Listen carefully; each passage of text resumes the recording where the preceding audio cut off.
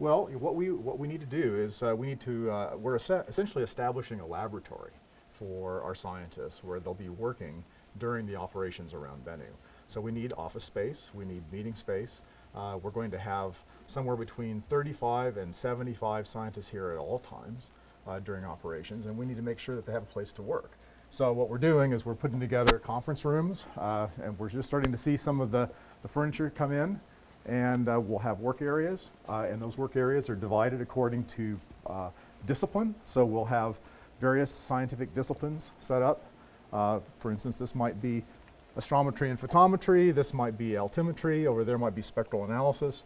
It gives the scientists an opportunity to work in a really collaborative environment. If they feel like they need to pull a bunch of people together, we have a whole series of conference rooms where they can step right across the aisle and get together and start working. We'll be putting whiteboards up, we'll have television monitors in there, so they'll be able to collaborate, they'll be able to do their PowerPoint presentations and then scribble all over the walls if they need to. What's the atmosphere going to be like in here when this is chock full of scientists watching that data come in? Well, it's either going to be really quiet with everybody's head down trying to get their work processed, get their work done, or it's going to be pandemonium when new information comes in and tells us something really exciting and interesting about Bennu. So what's the spirit like right now? You know, after all this time designing the spacecraft, building it, putting it together, it's down in Florida prepping for launch. I think it's anticipation at this point. We've been working for 4.5 years on this project now, and we're just really excited to see this get off the ground.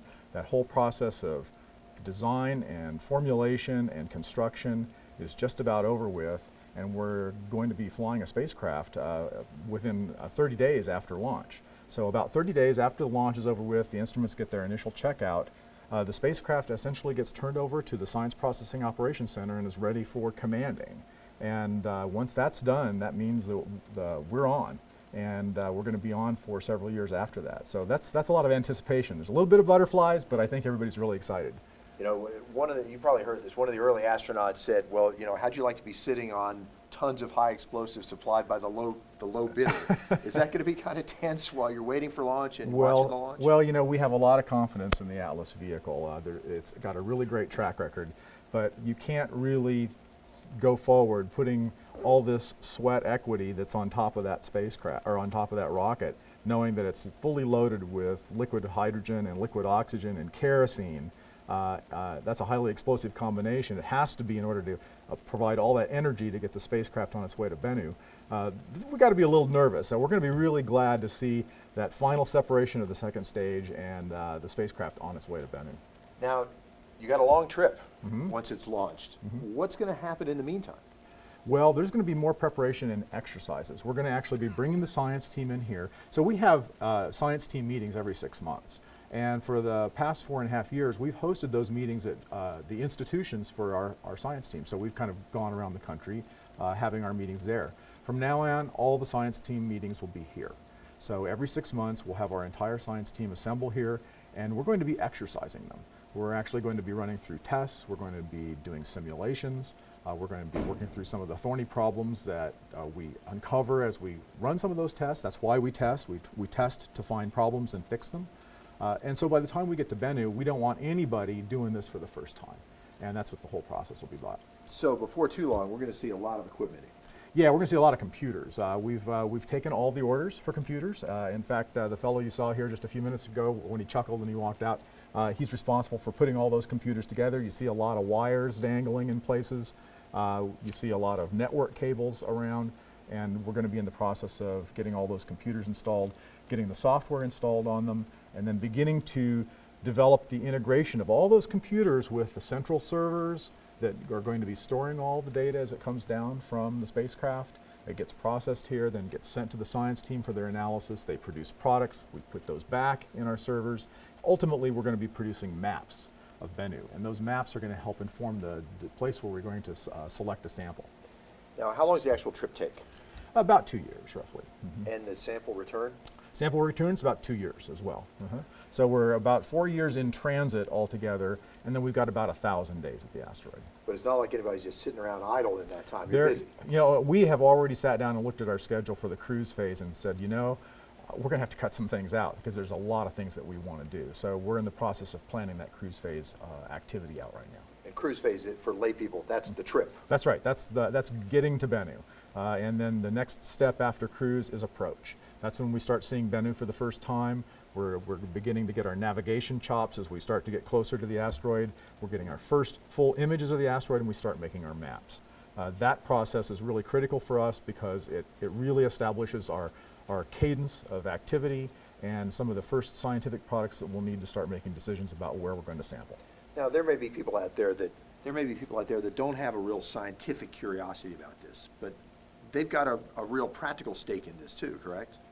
That's absolutely correct. We have a lot of partners who have a lot of stake in what we're doing here. We've established a lot of new technologies for how we work around asteroids, the navigation activities. Our partner, Lockheed Martin, who's built the spacecraft, has put a lot of new technology into the spacecraft. So this is really establishing a new approach for how we explore small bodies in the solar system. So while there's a great scientific interest in what we'll find, there's also a great practical technological interest in how we go about doing this, because we may need to do it again someday.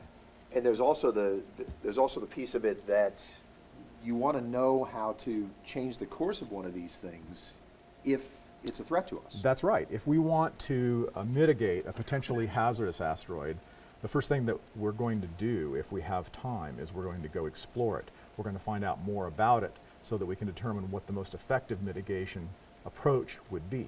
And how we explore that potentially hazardous asteroid that might be out there in the future is going to look very much like the mission that we're going to conduct around Bennu. You're going to have to learn about composition, you're going to have to learn about mass, you're going to have to find out whether the asteroid is a loose fluff ball of dirt and gravel, or whether it's consolidated. All of those sorts of things would be important things to know if you needed to change the course of a hazardous asteroid. All of this is very un-disaster movie, isn't it? That's right. Those movies give people a terrible impression. No, we're just not going to jump on the closest rocket and run off to Bennu or to some other hazardous object. We're going to study it. And that's why we have surveys, like the surveys we have here at the University of Arizona, whose job is to find these things early. If we can find them early, it gives us the time that we need to carefully plan a mission to mitigate an impact. And earlier, that was your project, wasn't it? That's right. I was a principal investigator for the Catalina Sky Survey. Well, yeah, and very early on, I was an undergraduate here at the University of Arizona and wanted to be an astronomer, but personal computers were starting to come on pretty strong at that time. Software engineering was a really lucrative way to go. I spent my time programming as a professional engineer for many years, but then picked up my interest in astronomy again, and built an observatory in my backyard up in Colorado, and I automated the telescope. Well, it turned out it was the same thing that needed to get done to establish the capabilities of the Catalina Sky Survey. And one of my friends, Steve Larson, was running the Catalina Sky Survey here in Tucson at that time, and he said, you know, if you could just do for our telescope what you did for the telescope in your backyard, that would be great. So that's how I got started and got back into astronomy as a professional career. What's it going to be like for you when that first flow of data shows up? Well, it's going to be vindication for all the hard work.